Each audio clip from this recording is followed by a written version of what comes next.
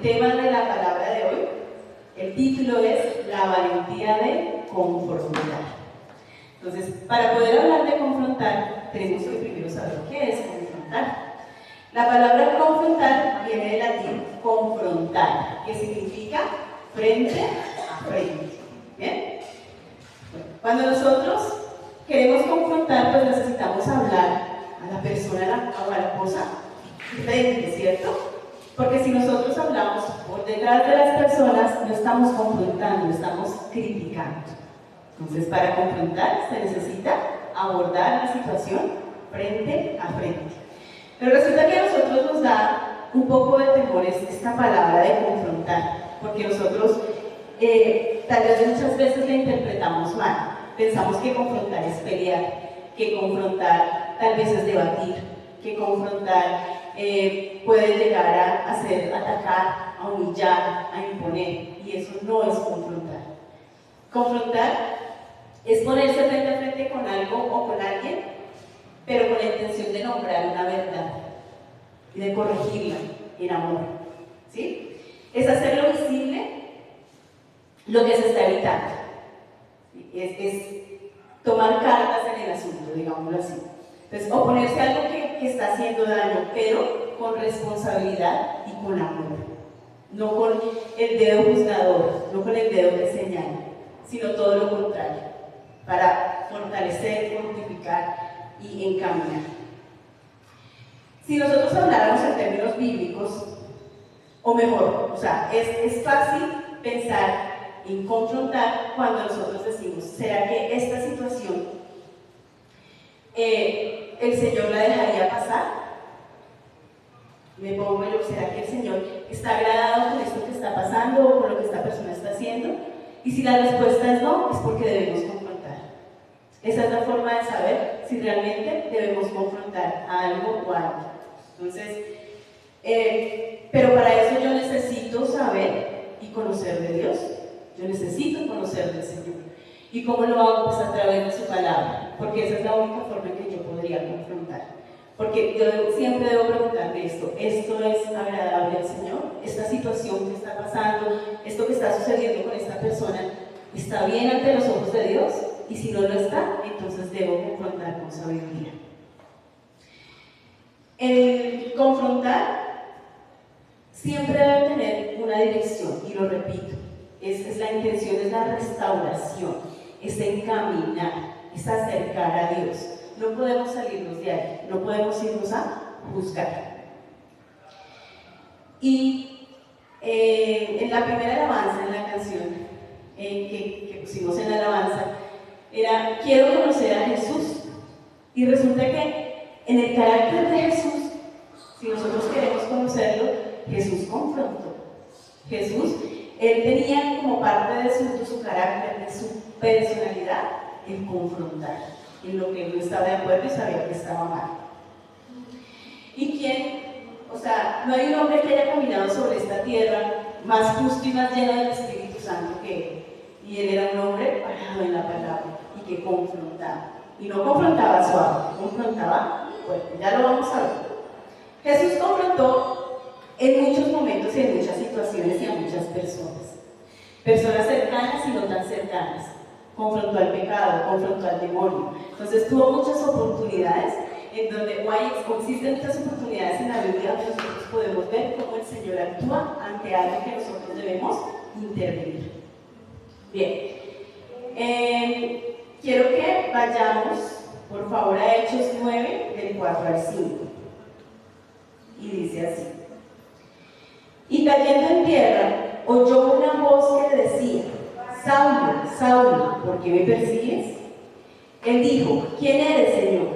Y le dijo, yo soy Jesús, al que tú persigues.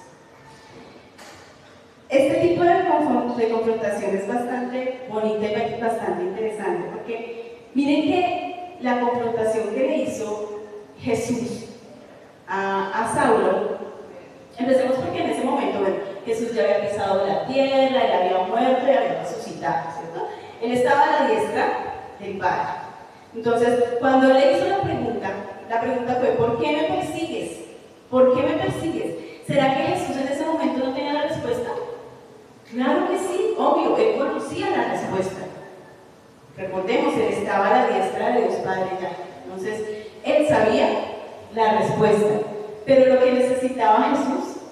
es que Saulo mismo se respondiera, que él escuchara su respuesta. ¿Por qué lo persigues? ¿Qué pasa, Saulo? ¿Cuál es tu motivo? Entonces, mire que es bien interesante porque el Señor utilizó esa pregunta para que Saulo se confrontara a sí mismo, ¿sí? se preguntara, se cuestionara a sí mismo cuál era su propósito, por qué estaba haciendo lo que estaba haciendo. Y aquí hay algo también muy bonito, y es que el Señor se lo toma personal.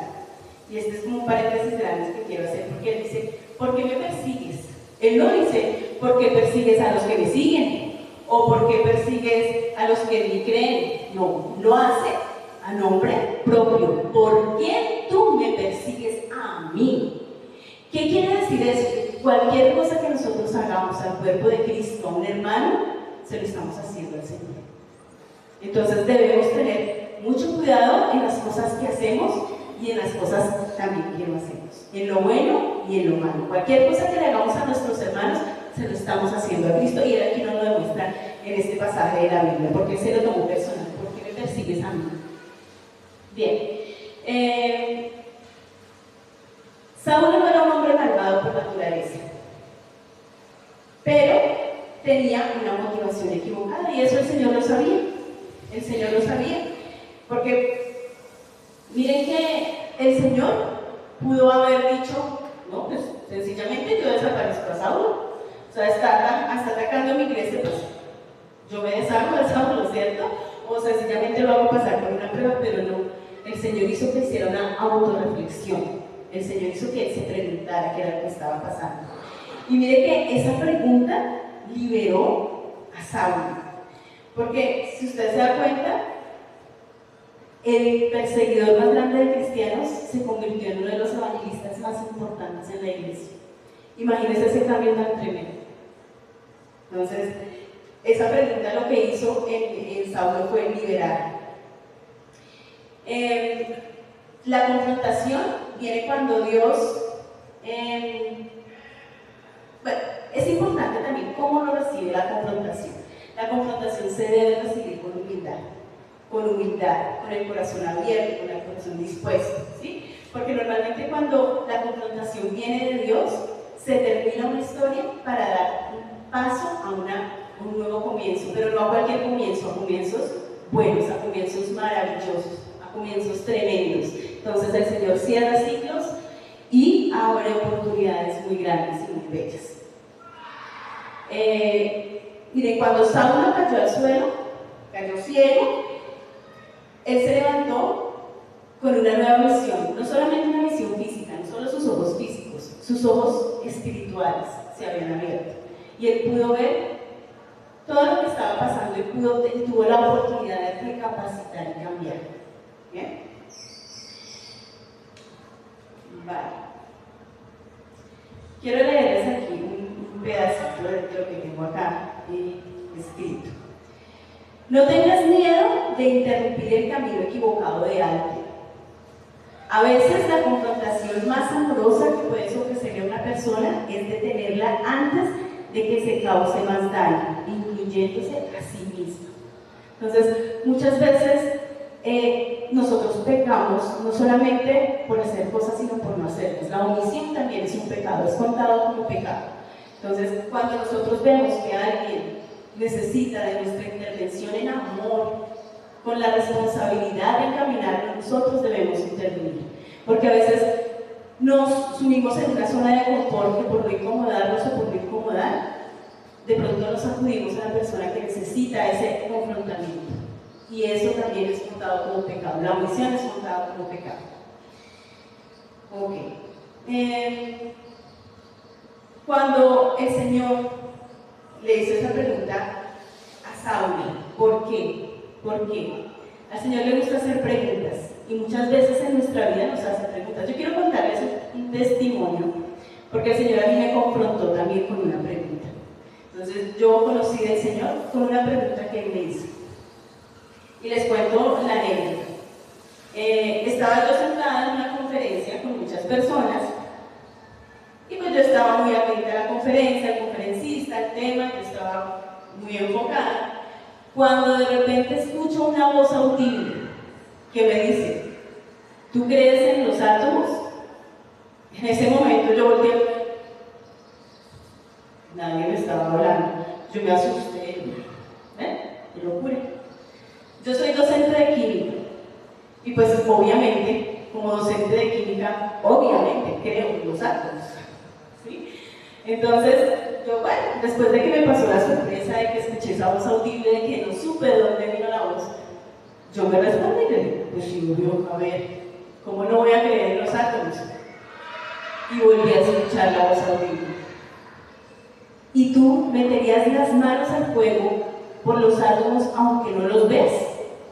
O sea, no los ves, pero sabes que existen, meterías las manos al fuego. Y yo, pues hombre, claro, entonces, porque imagínense, yo toda una mujer de ciencia. En esa época, yo no era creyente, yo no conocía al Señor. Entonces, pues yo digo, pues una mujer de ciencia, ¿cómo no va a creer en los átomos? Total, sí, total. Y en ese momento, el Señor me dijo, entonces, ¿por qué no crees en mí? Mira a tu alrededor, ahí estoy yo. Y yo, Dios mío, mira a mí, se me cayó todo. La cabeza me hizo plop, o sea, total. Eso fue para mí un antes y un después.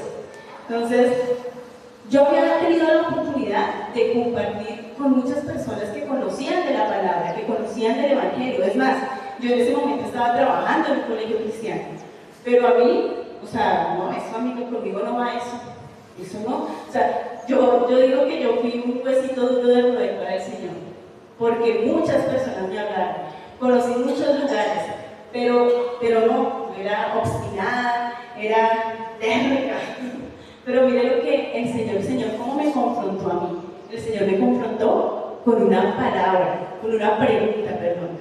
Y además de eso, era una pregunta, él sabía por dónde irse. Se imagínense, a una profesora de química preguntarle si quieren los átomos. O sea, él supo por dónde irse, por dónde abordarlo. Entonces, y eso hace el Señor en nuestras vidas muchas veces. Cuando usted dice, ¿por qué estoy atravesando esta situación? ¿Por qué esto me está pasando a mí? Tal vez la situación está permitiendo que usted se confronte a usted mismo. Lo importante es que busque la respuesta a través de la palabra o a través de un buen consejo, como nos lo decía el pastor el día de ayer. Y no se quede ahí, no se quede preguntándose ¿por qué a mí? ¿Por qué me tocó vivir esto a mí? ¿Por qué yo y no otro? Entonces, eso también es una forma de confrontar que el Señor le está haciendo que usted se pregunte, que se confronte a usted mismo, ¿sí? O muchas veces el Señor le manda personas que también lo ponen a pensar y le hacen preguntas. Usted debe tener esos oídos bien despiertos para poder asumir lo que esa confrontación necesita que usted asuma, que usted afronte, que usted cambie. Bien, quiero que vayamos a otro, aquí vemos cómo el Señor permite que nos confrontemos también a nosotros mismos, ¿cierto? Nos confronta y también nosotros podemos confrontarnos a nosotros mismos. Vamos a ver en Mateo 21:12, donde dice, y entró Jesús en el templo de Dios, y echó fuera a todos los que vendían y compraban en el templo, y volcó las mesas de sus cambistas y las sillas de los que vendían palomas. Esta cita, 21:12. Bueno, en esta cita, pues recordemos que Jesús llegó a Jerusalén y estaban en tiempos de la Pascua. Y la Pascua era una de las fiestas, de las celebraciones más importantes para los judíos. Y cuando él vio en lo que se convirtió el templo, pues seguramente sintió rabia. Pero mire que todo tiene un trasfondo. Antes, cuando yo de pronto no comprendía muy bien la palabra, yo decía, uy, pero ¿y Jesús, que es todo amor, cómo fue actuar de esa manera tan impulsiva, agresivo incluso? Pero vea que todo tiene un trasfondo y ya lo vamos a ver. Mire, resulta que donde ellos, los mercaderes, pusieron las mesas y estaba el comercio, era en una parte del templo que se llama el atrio de los gentiles, ¿sí? Entonces, ese era un lugar reservado para que los gentiles, que ellos venían de lejos, ¿cierto? Pudieran tener un encuentro pues, con Dios, pudieran acercarse a Dios. Entonces, lo que más le disgustó a Dios pues, no fue el comercio como tal, que eso también más adelante lo hablamos, que pues, no está bien, sino que ese lugar que era reservado, el atrio de los gentiles, estaba ocupado con un propósito totalmente diferente, y le cerraron el espacio a esas personas en donde solamente ellos podían estar pues allí consagrados. Entonces el Señor lo que hizo fue pues sencillamente aquí cerraron una puerta, lo que hago yo es tirar las mesas y abrir la puerta para que los que deben estar ahí puedan estar ahí. Ese era el lugar tal vez de más compasión, de más inclusión que había en el templo, y lo convirtieron en todo lo contrario, en un lugar excluyente. Entonces eso le molestó al Señor. Resulta que eso tiene una aplicación directa a la iglesia de hoy. Hay espacios en nuestra comunidad de la fe en donde muchas veces nosotros nos encargamos de excluir, en donde nosotros nos encargamos de cerrar las puertas, de cerrar espacios, de que las personas que quieran acercarse a Dios las alejemos. Entonces, ¿qué estamos haciendo nosotros? ¿Será que de pronto con nuestras actitudes, con la forma en que tratamos a las personas, será que las estamos alejando o las estamos atrayendo? ¿Será que estamos poniendo barreras? ¿Será que estamos poniendo mesas que intervienen para que las personas se acerquen al Señor? ¿Será que tú eres piedra de tropiezo? ¿Será que yo soy piedra de tropiezo? Entonces es algo que debemos cuestionarnos. El Señor no volteó las mesas por enojo, o sea, no fue por impulso, es porque habían cerrado la puerta de Dios, y lo que hizo fue abrir nuevamente ese espacio. Aquí dice, bueno, la religión se había convertido en un negocio, y era un negocio en el que se aprovechaba de la gente más necesitada, en el que se aprovechaba de los pobres, abusaban de los precios, las personas que venían de lejos, de largos viajes, para tener ese espacio con Dios, y de pronto que no tenían la oportunidad de ofrecer el sacrificio un cordero, pues debían comprar una paloma, sacrificaban una paloma. Pero esos precios eran elevadísimos, entonces esas personas que estaban allí comerciando se estaban aprovechando de las personas más vulnerables, y eso también pues fue causa de que el Señor confrontara no solamente a las personas que tenían los puestos, las mesas, sino también y además a las personas que lo permitieron. Porque todo debe empezar con una mesa, ¿cierto? Todo debe empezar de a poco. Para que la situación llegara a estar como el Señor la vio, yo creo que no pasaron semanas, ni meses, tal vez pasaron incluso hasta años. Y hubo muchas personas con autoridad en la fe que dejaron que eso sucediera.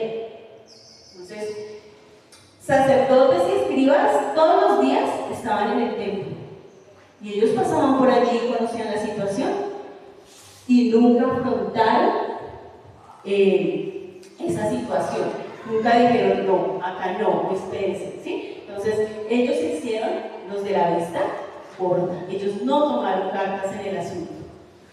Entonces, con esa actitud Jesús también confrontó no solo a los mercaderes, sino a las personas que fallaron también por omisión, de pronto por no incomodarse o por no incomodar a otros, por evitarse tal vez un disgusto, una pelea. Entonces pues no dijeron nada y las cosas siguieron pasando, y se convirtió el templo en lo que se convirtió, nada que ver con lo que debe ser el templo, ¿cierto? Entonces, bien, miren que aquí Jesús actuó de una manera radical. Él bien hubiera podido, no sé, organizar a las personas para hablarles, como él siempre lo hacía, ¿cierto? De una manera pues como muy centrada, decir que no, que eso no estaba bien, pero el Señor no hizo eso, el Señor actuó. Él necesitaba un acto rotundo e inmediato. El Señor con su cuerpo, con sus gestos, Él hizo una declaración de que no estaba de acuerdo. Entonces hizo una confrontación, digámoslo así, fuerte. Entonces, en el texto dice que volcó las mesas y echó fuera a todo el mundo, ¿sí? Entonces, ahí no fue una confrontación solamente de palabras, fue una confrontación física, de actitud, de actuar, ¿sí? De hacer.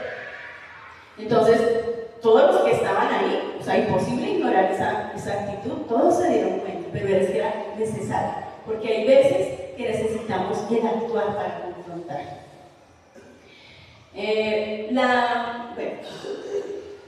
Hay momentos con nosotros, con nuestra vida, en los que las palabras no son suficientes, así sean las mejores, en que un buen consejo no es suficiente, porque la verdad muchas veces necesita ser encarnada, actuada, el hecho, necesitamos la acción, ¿sí? Entonces, eso es importante también tenerlo presente.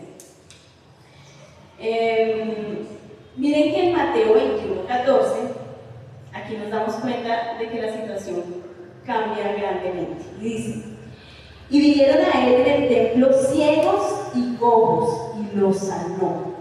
¿Por qué ellos pudieron acercarse? Porque el Señor había liberado el espacio físico que les pertenecía a ellos. Ese era su sitio, pero no habían podido llegar porque se los habían tapado. Entonces, gracias a eso, el Señor abrió el lugar que les correspondía, donde ellos debían estar, y esa es la razón profunda detrás de esa confrontación del Señor Jesús. Entonces no fue un acto de destrucción, no fue un acto de agresión, no, el Señor no actuó así, el Señor, todo en el Señor tiene un propósito, y son propósitos hermosos de amor. Bien, miren, toda confrontación legítima tiene este movimiento: quita algo para que algo mejor pueda ocupar su lugar, lo que yo les estaba mencionando ahora. Entonces el Señor tuvo que quitar para poder darle lugar a quienes debían estar allí. Recuerden que la confrontación en este caso no es para demoler, es para restaurar, todo lo contrario, es para construir. Yo quiero que usted imagine, por favor, que lleva mucho tiempo, pongámosle años, queriendo entrar a una habitación, ¿sí? Y esa habitación tiene una palabra que dice Dios. Pero resulta que cada vez que usted va a esa habitación, la encuentra trancada con una mesa. Y esa mesa la mueven personas que cobran por moverla. Entonces, eso fue lo que vio Jesús, ¿cierto? Lo que hizo fue quitar la mesa. Quitar la mesa. Entonces, la pregunta para usted, para que se haga usted, para que nos hagamos todos es: ¿será que soy yo, sin darme cuenta, esa mesa en la puerta de alguien? ¿Será que soy yo ese estorbo? ¿Será que soy yo lo que no permite que otros pasen y conozcan el Señor? ¿Que estén donde deben estar? ¿Hay algo en mi actitud, tal vez en mi religiosidad, que impide que otros lleguen a los pies del Señor? Y hay otra que es más difícil todavía. ¿Será que hay una mesa que vemos todos los días? Ahí está la mesa, pero no hacemos nada por retirarla. Por pereza, por no contender, por no pelear. Entonces dejamos que pase el tiempo y esa mesa ahí, y nosotros no hacemos nada. Y somos testigos y sabemos que está mal, pero no quitamos la mesa. ¿Será que eso en algunas ocasiones nos pasa?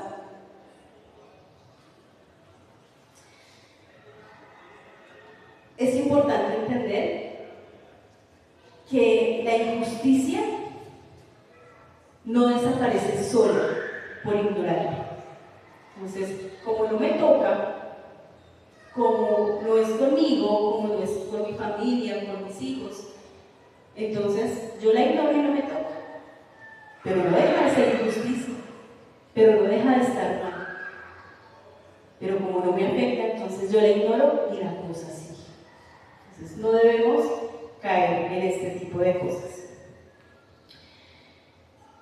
Bien, vamos a mirar otro momento donde el Señor confrontó al pecado, confrontó al devorador. Está en Mateo 4, del 1 al 11, pero voy a leerles solamente la primera parte. Dice: entonces Jesús fue llevado por el Espíritu al desierto para ser tentado por el diablo. Y después de haber ayunado 40 días y 40 noches, tuvo hambre. Y vino a él el tentador. Miren lo que sucede aquí. Este versículo empieza: Jesús fue llevado por el Espíritu Santo para ser tentado. O sea, no fue que el diablo se lo encontrara por el camino, no fue una casualidad, no, el Espíritu lo llevó hasta allí para que el Señor tuviera la oportunidad de confrontar la tentación, de confrontar al diablo como tal. Entonces, mire que esto sucedió, esto pasó en un momento en el que el Señor era vulnerable en su físico, llevaba 40 días y 40 noches ayunando, tenía hambre, ahí lo dice, el Señor tenía hambre. Me imagino que estaba cansado, no había podido dormir bien, y fue ahí cuando el enemigo aprovechó.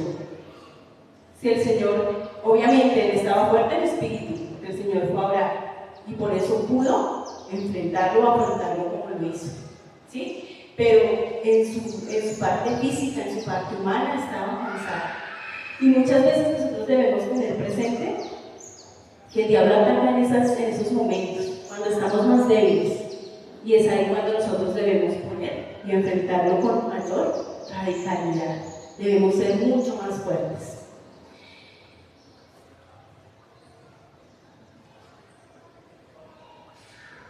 ¿Cómo le respondió? ¿Cómo confrontó el Señor a Satanás?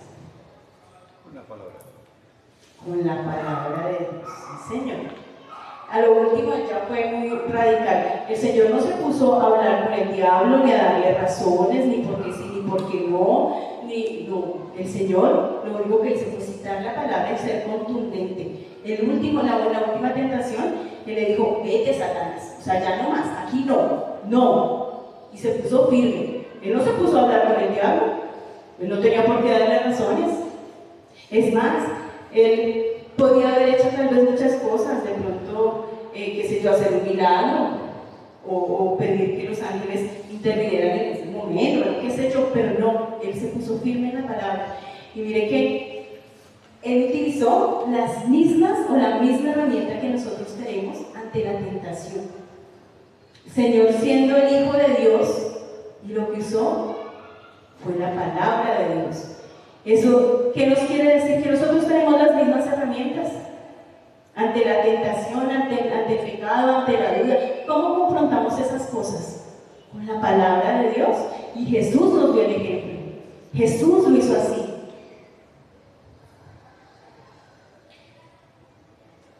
Además, ¿cuántas veces el enemigo nos ofrece tal vez lo que nosotros necesitamos, queremos, requerimos? Pero muchas veces por el camino equivocado, y ahí es cuando caemos. Nosotros pensamos que las cosas están bien y mentira. Lo que mencionaba también ayer el pastor, uno muchas veces piensa que hace las cosas en su propia opinión y que las está haciendo bien, en su sabiduría, pero mentiras. Está yéndose por el camino que no es.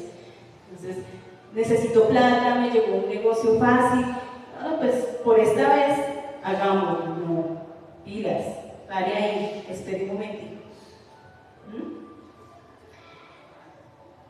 Bien,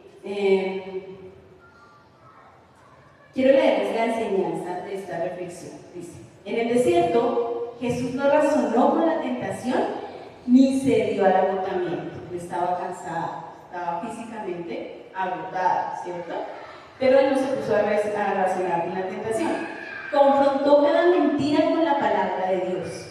El Hijo de Dios no negocia con el pecado, el Señor aborrece el pecado. Lo enfrenta con la verdad. Tenemos las mismas armas, exactamente las mismas armas que Jesús usó. la escritura, la oración, y además él tenía la certeza, la identidad de hijo de Dios, ¿cierto? La identidad del Padre. Ok. Y hay muchos pasajes de la Biblia donde nos muestra la confrontación de Jesús ante diferentes casos o personas. Vamos a ver así rápidamente. Mateo 16, 21 al 23. Vamos a la primera partecita nomás. Dice: quítate de delante de mí, Satanás. Me eres tropiezo, porque no pones la mira en las cosas de Dios. ¿Sabemos a quién está hablando ahí Jesús? Jesús le está hablando a Pedro, a uno de sus íntimos, a uno de sus mejores amigos, a su pana, a su parcero.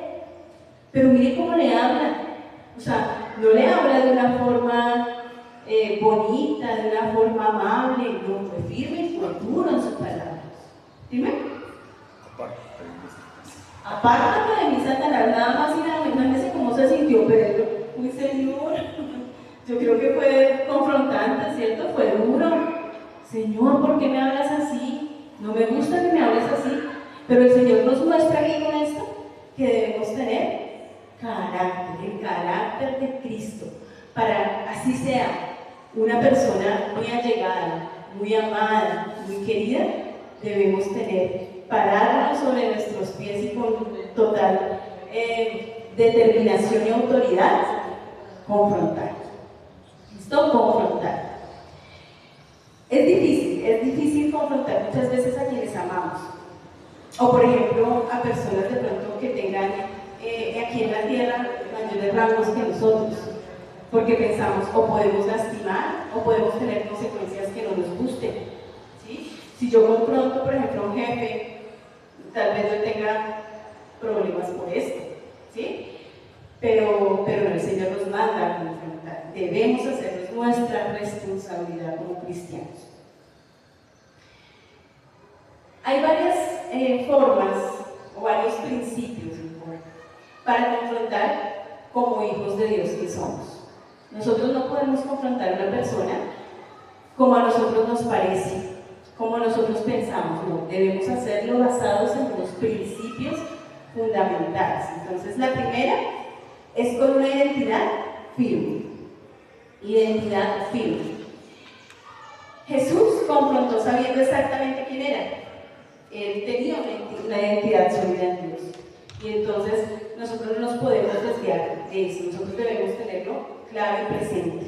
¿Sí? Si nosotros confrontamos desde el miedo, con temor, perdimos. Distorsiona absolutamente todo. No se puede desde el temor, no se puede confrontar desde el miedo. Nosotros debemos saber que el Señor nos ha revestido de autoridad para poder confrontar. Cosas que de pronto incluso hasta nosotros no entendemos, pero el Señor nos dio autoridad. ¿Y por qué? Porque somos sus hijos, porque nos ama. La segunda, muy importante, fundamental, con la palabra de Dios. Toda confrontación debe estar anclada a la verdad. Y si yo hablo de la verdad, pues hablo de la palabra de Dios, ¿cierto? Repito, no es mi opinión personal, no es lo que a mí me parece. Es que yo creo que tú no estás haciendo bien eso. A mi parecer, no es lo que a ti te parece, porque eso se vuelve un juicio, eso se vuelve un dedo acusador y eso no lo podemos permitir. No es lo que yo creo que no. Es escrito está, el Señor dice en su palabra que, repito, no es a tu juicio, no es lo que tú crees, es lo que dice el Señor. Esa es la segunda. Vamos para la tercera. Con amor genuino. Este tipo de confrontación, el objetivo no es ganar un argumento, no es ganar una pelea. No, ese no es el objetivo. El objetivo de confrontar en el Señor es restaurar, es proteger, es guardar, es cambiar, es acercar a Dios. Y para eso necesitamos amor, porque si no, nuevamente nos volvemos el juicio, el dedo acusador. Si nosotros no sentimos amor, esa confrontación no va a salir bien, no la estamos haciendo de parte de Dios. No es una confrontación bíblica. Punto 4. Con valentía.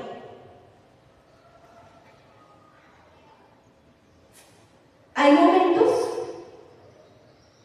en que omitir o callar es desobedecer. Lo que mencionábamos al principio, cuando uno omite también está pecando. Entonces, debemos ser valientes y si el Señor pone en nuestro corazón que debemos confrontar, pues debemos hacerlo. Debemos armarnos de valor y hacer lo que el Señor nos demanda. La valentía no es ausencia de miedo, escuche esto, sino obediencia a pesar de tener miedo. Pueda que usted de pronto le tema las consecuencias de esa confrontación. Pueda que usted dice, me puedo meter en problemas. Pero, ¿qué puede más? ¿El miedo a los humanos o el temor a Dios? ¿Usted qué es lo que tiene que hacer? Haga lo que le corresponde, lo que debe hacer. Quinto punto, sin hipocresía. La confrontación bíblica exige que primero nos examinemos a nosotros mismos antes de poder confrontar o de darle la cara a alguien o a una situación. Y el Señor nos lo ejemplifica muy bien cuando estaba la mujer pecadora que la iban a apedrear, ¿cierto? La adúltera. Y el Señor dice, el que esté libre de pecado, que tire la primera piedra. ¿Quién tiró alguna piedra? Nadie, porque el Señor los confrontó con su pecado. A ellos en ese momento los confrontó con el pecado, pero también a la mujer adúltera, porque el Señor aborrece el pecado y le dijo, vete y no peques más. O sea, él estaba viendo que había un pecado, que había hecho algo mal, también la confrontó a ella. Y con ese acto de bondad, de misericordia, imagínense esa mujer, ¿cómo lo fue confrontar? Si ve que para confrontar no se necesita una pelea, no se necesita una contienda, no se necesita una discusión, con actos de amor podemos confrontar. Con actos de amor podemos transformar y restaurar, que es a lo que estamos llamados. Entonces, debemos primero examinarnos a nosotros, mirar cómo estamos nosotros para poder ayudar. Créanme que un médico enfermo no puede ayudar mucho a sanar a otros. Necesitamos estar bien y espiritualmente fuertes para que tengamos resultados, los resultados esperados y la confrontación como debe ser. Y el sexto punto, nosotros debemos confrontar en el momento correcto. El Señor Jesús sabía cuándo hablar, pero también sabía cuándo guardar silencio.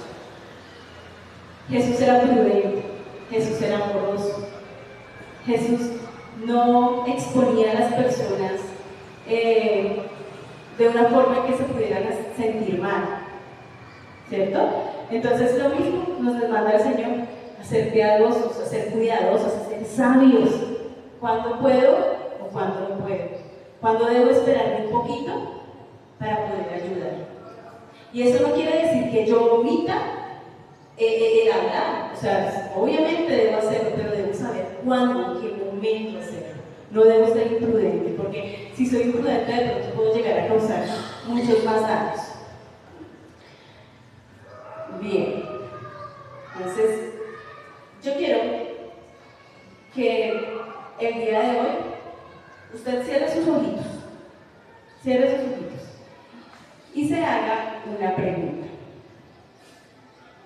Señor, ¿será que hay algo en mi vida, en mi familia, en mi trabajo, en mi entorno, con mis amigos, en donde yo me muevo diariamente, Padre Santo, que no viene de ti? ¿Será que hay algo que me está estorbando? Y de pronto que he evitado confrontar por miedo, tal vez he evitado confrontarlo por comodidad, o tal vez por no incomodar a otro, Señor. ¿Será que a veces yo pienso como no es conmigo, entonces no tiene por qué importarme? Allá cada cual que se defienda como pueda. Padre, permíteme ver aquellas situaciones aquellas personas, Señor, que necesitan que las confrontes, Señor. No cierres mis ojos, Señor, no cierres mi entendimiento y permítenos evidenciar eso que necesitamos confrontar, Señor. Señor, te pedimos perdón, perdón, Padre Santo, por aquellas veces, Señor, que callamos cuando debíamos hablar y nos volvimos cómplices de la injusticia, nos volvimos cómplices del pecado, Señor, por no hablar. Porque nos faltó valor, Señor, porque nos faltó carácter en Cristo, Padre Santo, porque no seguimos el ejemplo de Jesús aquí en la tierra, Padre. Perdónanos. Perdónanos por las veces que miramos hacia otro lado, Señor, para no incomodarnos, para no ensuciarnos, para no estar involucrados en problemas, Señor, que según nosotros no nos correspondían. Perdónanos, Padre, Señor, perdónanos. Perdónanos por las veces, Señor, que protegimos nuestra comodidad, que no pudimos, Señor, tener el valor, Señor, de incomodarnos para poder proteger la verdad, Señor. Discúlpanos, Padre Santo. Espíritu Santo, te pedimos el discernimiento, Señor, para reconocer cuando algo no viene de ti, cuando algo no te agrada, cuando nosotros debemos intervenir, Señor, te lo pedimos. Danos ese discernimiento, el discernimiento en nuestra vida, para poder saber qué anda mal en nuestra familia, en nuestro entorno, en nuestro trabajo, con nuestros hijos, con nuestras parejas, con nuestros padres, Señor. Permítenos ver, Espíritu Santo, que está mal, Señor, y danos la valentía, Señor. Danos la valentía para abrir la boca, para poder, Señor, hablar, Señor, de ti, hablar, seguir tu ejemplo, Señor, hablar con sabiduría, pero hacerlo con amor, Señor. Siempre, siempre, Señor, hacerlo con amor, sin dureza, Señor, para construir, para restituir, Señor. Nunca, nunca a modo de juicio, nunca a modo de retaliación, Señor. Nunca con un doble ánimo, Padre Santo, sino siempre, Señor, con amor, Señor, siguiendo tu ejemplo, Padre precioso. Te damos toda la gloria y la honra, Padre Santo, porque tú eres maravilloso, eres misericordioso, eres hermoso, Señor. Y te pedimos, Padre Santo, que esta palabra, Señor, cale hasta los huesos, Señor. Tú sabes cuál es la necesidad, Señor, que tiene cada uno de las personas que están acá, Señor. Tú sabes estas personas por qué están incómodas, por qué no han hablado, Señor. ¿A qué le tienen miedo, Señor? Quita ese miedo, Señor, y dales valor. Permite que se enfrenten a la justicia y a la verdad, Señor. Que no se acomoden, Señor. Que no se aguanten, Señor. Que no vean y pasen de largo, Padre Santo. Permíteles confrontar, Señor. Confrontar a tu manera. Oramos, Señor, a tu maravilloso y precioso